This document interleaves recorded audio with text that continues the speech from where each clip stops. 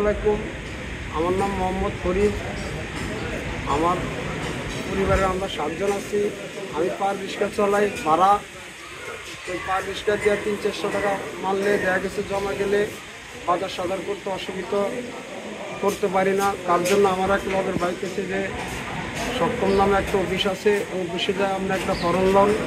ফরন নিলে আপনার ওই জায়গাতে গাড়ি দিব। তাহলে দেখা গেছে আমরা যে গাড়ি পান তাহলে আর আমাদের জমাটা দেওয়া লাগবে না। আপনার গাড়িটা চলে খাইতে পারবেন, ঠিকমতো চলতে পারবেন।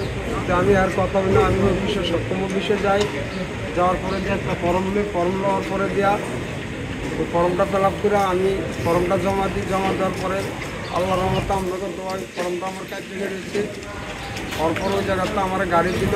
গাড়ি দেওয়ার পরে ধরুন 600-700 টাকা ভাড়া মারি আল্লাহর রহমতে। তখন তো আমি রিক্সার জমা দিই না, যা কামে আলহামদুলিল্লাহ আল্লাহ আমার ভালোই রায়, ভালোই কামাই আলহামদুলিল্লাহ। আমি এখন সক্ষম। আমার জন্য সবাই দোয়া করবেন, আরও সামনের দিকে আরও ভালো করতে পারি।